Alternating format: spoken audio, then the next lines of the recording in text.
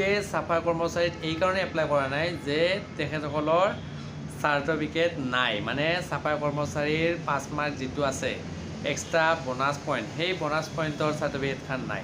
আৰু চাৰ্টিফিকেটখন নাথাকিলে তেওঁলোকে মানে এপ্লাই নকৰে চাফাই কৰ্মচাৰী। ঠিক আছে, য'ত নেকি ৰিটাৰ্ণ দিব নালাগে, য'ত নেকি দৌৰিব নালাগে, তেনে ক্ষেত্ৰত মানে সিহঁতে এপ্লাই নকৰে। ঠিক আছে, তো এতিয়া কথা হ'ল কি, তাৰ ওপৰত ভিডিঅ' বনাবৰ কাৰণে আপোনালোকে মানে দাবী কৰি আছিলে, আৰু মই সদায় কৈছোঁ যে ডিমাণ্ডৰ ওপৰত ছাপ্লাই হ'ব, আৰু এইটো ডিমাণ্ডৰ ওপৰত ছাপ্লাই ভিডিঅ' হয়। ঠিক আছে, তো কেমেৰাৰ কোৱালিটিৰ ওপৰত আপোনালোকে কোনো কমেণ্ট নকৰিব। ঠিক আছে, কেমেৰাৰ কোৱালিটি বেয়া হ'ব পাৰে, কিন্তু কথাখিনি সত্য আৰু কথাখিনি মানে গুৰুত্বপূৰ্ণ। ঠিক আছে, এতিয়া কথা হ'ল কি যে আমি চাফাই কৰ্মচাৰীত এপ্লাই কৰিবলৈ হ'লে কি কি লাগিব, আৰু তাত কি কৰিব লাগিব, কিমান মাৰ্কৰ মানে আমাৰ এক্সাম হ'ব, আৰু কি কৰিব দিব তাত, A to Z ভিডিঅ' দিয়াৰ কাৰণে আপোনালোকৰ সন্মুখত আহিছোঁ। ঠিক আছে, ভেকেঞ্চিৰ পৰা আদি কৰি গোটেই, কাৰণ ইনষ্টাগ্ৰামত মেক্সিমাম টাইম 3 মিনিট হয়, আৰু 3 মিনিটত কাভাৰ কৰাটো ইমান সম্ভৱ নহয়। চ' ইয়াতে সম্পূৰ্ণ A to Z মানে আমি পঢ়িম। তো ভিডিঅ'টো দেৰি নকৰি ষ্টাৰ্ট কৰিম। Ready, 1 2 3 start. এইটো পোষ্ট চাফাই কৰ্মচাৰী পোষ্ট হয়, এইটো এটা 4 গ্ৰেডৰ চাকৰি হয়, আৰু ইয়াতে আছাম পুলিচ, কামাণ্ডো বেটেলিয়ন গোটেইখিনি আছে। পোষ্টখিনি চাই ল'ব। আছাম পুলিচৰ ইয়াতে 96, আৰু তাতে ল'ৰাখিনি আছে 86, আৰু ছোৱালীখিনিৰ আছে 10। ঠিক আছে, আৰু কামাণ্ডো বেটেলিয়নত অনলি 3টা পোষ্ট আছে, অনলি ল'ৰাৰ কাৰণে হয়। 5টা পোষ্ট আছে ইমাৰ্জেঞ্চি ছাৰ্ভিচৰ কাৰণে, ছোৱালীৰ কাৰণে 2টা, ল'ৰাৰ কাৰণে 3টা, আৰু 8টা পোষ্ট আছে আমাৰ DG, CG and CG HG, তাত আছে ল'ৰাৰ কাৰণে 6টা আৰু ছোৱালীৰ কাৰণে 2টা। বাকী ইলিজিবিলিটি ক্ৰাইটেৰিয়া আপোনালোকৰ 18 বছৰৰ পৰা 40 বছৰ হ'ব লাগিব, যদিহে জেনেৰেল হয়, আৰু তাৰ কাউণ্ট কৰা যাব 11/1986 পৰা 11/2008, তাৰে ভিতৰত আপুনি জন্মগ্ৰহণ কৰিছে যদি ইলিজিবল হয়। বাকী ৰেহাই পাব 5 বছৰ বেছি হ'লেও, যদি ST, SC, STP আৰু STHৰ পৰা আপোনালোকে বিলং কৰে তেনেহ'লে 5 বছৰ ৰেহাই পাব, আৰু 3 বছৰ ৰেহাই পাব OBC MOBC সকলে। বাকী বুজি পালে বয়স, আৰু বাকী এডুকেশ্যনেল কোৱালিফিকেশ্যন আপুনি যদি অনলি 6 পাছ কৰিছে তেনেহ'লে এপ্লাই কৰিব পাৰিব।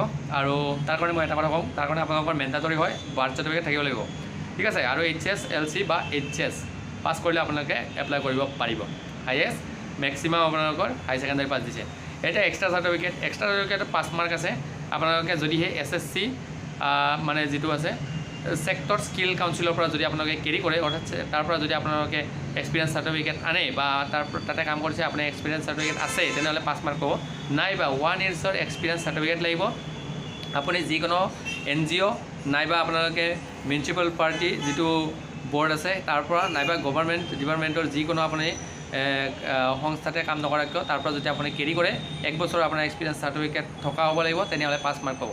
এতিয়া যদি NGO বুলি কোৱাৰ লগে লগে NGOটো আপোনালোকৰ গভৰ্ণমেণ্ট ছেক্টৰৰ হ'ব লাগিব, তাত মানে ৰেজিষ্ট্ৰেশ্যন থাকিব লাগিব, আপোনাৰ চাৰ্টিফিকেটখনৰ এটা নাম্বাৰ থাকিব, সেই নাম্বাৰটোৰ ৰেজিষ্ট্ৰেশ্যন থাকিব লাগিব। ঠিক আছে, গতিকে তেনেকুৱা ৰেজিষ্ট্ৰেশ্যন থকা হেৰিৰ পৰা আনিলেহে আপোনালোকৰ একচেপ্টেবল হ'ব। ভুৱা বা তেনেকুৱা কিবা হ'লে মানে তাক একচেপ্টেবল নহ'ব। বুজি পালে, একচেপ্ট নহ'ব। এতিয়া কথা হৈছে কি, হাইট কিমান লাগিব। এতিয়া যদি আপোনালোকক হাইট বিচাৰে, হাইট ল'ৰা ছোৱালী 2000ৰ কাৰণে কৰি দিছোঁ মই। ST বা কি বুলি কয় জেনেৰেল, OBC MOBC বা SC তেনেদৰে 160 ল'ৰাসকলৰ কাৰণে, ছোৱালীসকলৰ কাৰণে 150 চেণ্টিমিটাৰ, আৰু অনলি STP আৰু STHৰ কাৰণে 158 চেণ্টিমিটাৰ, ল'ৰা ছোৱালী 147.5 চেণ্টিমিটাৰ। ঠিক আছে, চেষ্টটো অনলি ল'ৰাসকলৰ কাৰণে হয়।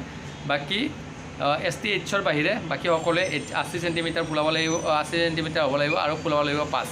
বাকী ST অনলি হিলছ এৰিয়াসকলৰ কাৰণে 77 আৰু ফুলাব লাগিব 5। ঠিক আছে, মই স্ক্ৰীনশ্বট লগাই দিছোঁ। বাকী আপোনালোকৰ মেডিকেল হ'ব, মেডিকেল আছাম পুলিচৰ নিচিনা ছেমেই হ'ব, গতিকে চকু 6/6 6/9 থাকিব লাগিব। বাকী গোটেইখিনি বস্তু ছেমেই। কেইটামান কালাৰ ভিজনৰ ওপৰত ভিডিঅ' বনোৱা আছে মোৰ ইনষ্টাগ্ৰামত, তোমালোকে চাই ল'বা। ঠিক আছে, আৰু বাকী এপ্লাই কৰাৰ কাৰণে কি কি ডকুমেণ্ট লাগিব মই ক'লোৱে। আপোনালোকৰ ফটো লাগিব, ডিজিটেল ছিগনেচাৰ লাগিব, আৰু চাৰ্টিফিকেট লাগিব আপোনালোকৰ 6 পাছ, আৰু বাকী আপোনালোকৰ ডেট অফ বাৰ্থ চাৰ্টিফিকেট লাগিব যদি 6 পাছ হয়, আৰু বাকী নহ'লে আপোনালোকৰ যিখিনি চাৰ্টিফিকেট আপুনি মেট্ৰিক পাছৰ দিলেও তাতে হৈ যাব। বাকী ছেমেই হয়, আৰু পেন কাৰ্ড, আধাৰ কাৰ্ড লাগিব। তো এইখিনি, আৰু তাৰপিছত আপোনালোকৰ এতিয়া ফাইনেল মেৰিট কেনেকৈ বনিব। ফাইনেল মেৰিটত আপোনালোকৰ 50 মাৰ্কৰ আপোনালোকৰ এক্সাম লোৱা যাব, যিটো ট্ৰেড টেষ্ট বুলি কয়, আৰু সেইটো এক্সপাৰ্টসকলে ল'ব, আৰু তাত আপোনালোকে ভালদৰে পাৰফৰ্মেঞ্চ দিব লাগিব। তাত আপোনাৰ পাছিং মাৰ্ক আছে 33%। 33% মানে 33 নম্বৰ নহয়, 33ৰ আধা, কাৰণ যি গতিকে 50 মাৰ্কটো 100% মাৰ্ক হয়। তাৰে 33% লাগিব গতিকে 33 মানে 33ৰ আধা যিখিনি হয় সেইখিনি আপুনি মাৰ্ক পালেই হ'ব কিন্তু এতিয়া যিগতিকে পোষ্ট কম আছে তাত আপোনালোকে কমেও 45 মাৰ্কত থেকে ওপৰত লাগিব ঠিক আছে এক্সপিৰিয়েঞ্চ চাৰ্টিফিকেট মিলাই পেলাই তো আপোনালোকে যাতে 45ৰ ওপৰত ৰাখাৰ কাৰণে চেষ্টা কৰে ঠিক আছে বাকী তাতে বেষ্ট দিব আপোনালোকে বাকী এনজিঅ' যেনেকৈ কাম কৰিছে তাত থেকে অলপ ভালদৰে কাম কৰিব সময় বেছি যাওক কিন্তু ভালদৰে চাফা হ'ব লাগিব ঠিক আছে ঠিক তেনেকুৱা হিচাপে কাৰণ কোনো ৰিটাৰ্ণ কোনো নদৌৰা কৰি আপোনালোকে চাকৰি পাব খুব ভালদৰে পাৰফৰ্মেঞ্চ দিয়ক আৰু ভালদৰে আপুনি চাকৰিটো অবটেইন কৰক ঠিক আছে বাকী ভিডিঅ'টোত এইখিনি আছিল গোটেইখিনি ভিডিঅ' বুজাই দিলোঁ মেডিকেল হ'ব ডকুমেণ্ট ভেৰিফিকেশ্যন হ'ব আৰু ট্ৰেড টেষ্ট হ'ব বাছ ইমানে চিলেকশ্যন প্ৰচেছ তাৰ আপোনালোকে ফিট তেনেহ'লে দেন চিলেকশ্যন আপোনালোকৰ হাতত ঠিক আছে আপোনালোকৰ এপইণ্টমেণ্ট আপোনালোকৰ হাতত বাকী নেক্সট ভিডিঅ' কিহৰ ওপৰত লাগে জনাই দিবা কিতাপৰ ওপৰত ভিডিঅ' বনাই দিম কিতাপ বৰ্তমান ষ্টক আহি পোৱা নাই ষ্টক আহি পালে মই বনাই দিম ঠিক আছে মোৰ হাতত ষ্টক আহি পোৱাৰ লগে লগে আপোনালোকক বনাই দিম জয় হিন্দ জয় ভাৰত জয় অসম